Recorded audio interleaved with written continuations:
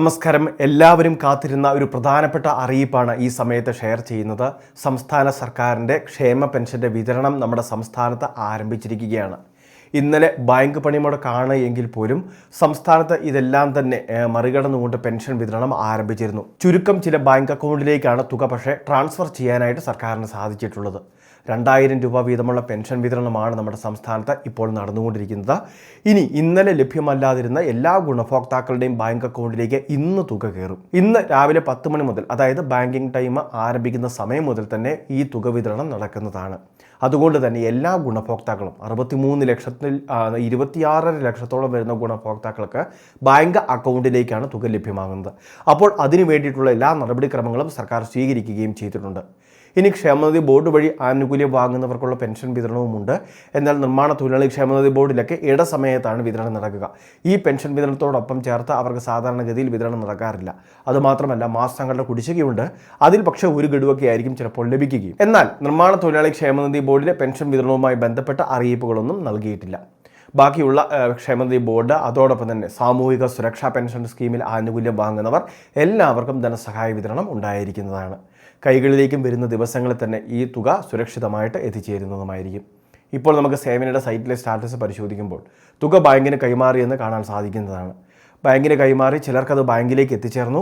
എന്നാൽ മറ്റു ചിലർക്ക് അതിൽ തടസ്സങ്ങൾ നേരിട്ടിട്ടുണ്ട്. എന്നാൽ ഇന്ന്, അതായത് ബാങ്ക് പ്രവൃത്തി ദിവസമാണ്, തുകയിൽ തടസ്സങ്ങളില്ല. യാതൊരു തടസ്സവും കൂടാതെ ഇത് ബാങ്ക് അക്കൗണ്ടിലേക്ക് ക്രെഡിറ്റ് ആകുന്നതായിരിക്കും. ഇനി ഇത് മാത്രമല്ല, ഇന്നലെ ഈ തുക ക്രെഡിറ്റ് ആയ സമയത്തും ചിലർക്ക് ബാങ്കിലേക്ക് മെസ്സേജ് വന്നിട്ടില്ല. കാരണം സെർവറുകൾ ഡൗൺ ആയിരുന്നു, ബാങ്ക് പ്രവൃത്തി ദിവസമല്ലായിരുന്നു. അങ്ങനെയൊക്കെ പല സാഹചര്യങ്ങളുള്ളതുകൊണ്ട് ചിലപ്പോൾ തുക കയറിയ കാര്യങ്ങൾ ഒരുപക്ഷെ നമുക്ക് അറിയിപ്പായിട്ട് നൽകിയിട്ടുണ്ടാവില്ല. അതുകൊണ്ട് തന്നെ മിസ്ഡ് കോൾ ബാലൻസിങ് സംവിധാനങ്ങൾ ഒന്ന് ഉപയോഗിക്കുക. നമ്മളുടെ ആ ടോൾ ഫ്രീ നമ്പറിലേക്ക് ഒരു മിസ്ഡ് കോൾ ചെയ്ത് പിന്നീട് വരുന്ന ഒരു മെസ്സേജ് ഉണ്ട്. അതിൽ നമ്മളുടെ ബാങ്ക് ബാലൻസ് കൃത്യമായിട്ട് അറിയാൻ സാധിക്കുന്നതുമായിരിക്കും.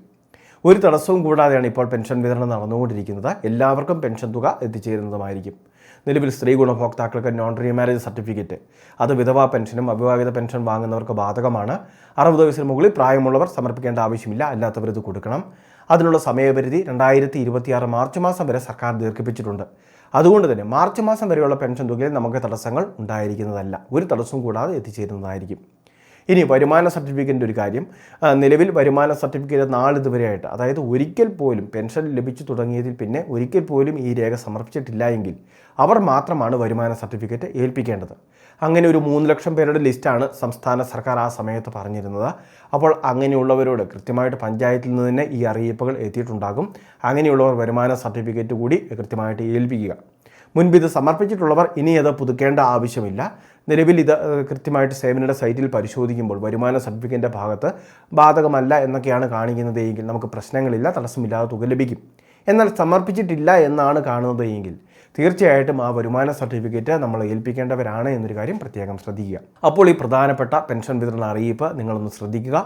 ഇതറിഞ്ഞിട്ടില്ലാത്ത എല്ലാവരിലേക്കും ഷെയർ ചെയ്തുകൂടി എത്തിക്കുക. ഇതുപോലുള്ള വിവിധ പൊതു അറിയിപ്പുകൾ, ക്ഷേമപദ്ധതി അറിയിപ്പുകൾ കൃത്യസമയത്ത് ലഭിക്കാൻ ചാനൽ മറക്കാതെ സബ്സ്ക്രൈബ് ചെയ്യുക, ഫോളോ ചെയ്യുക.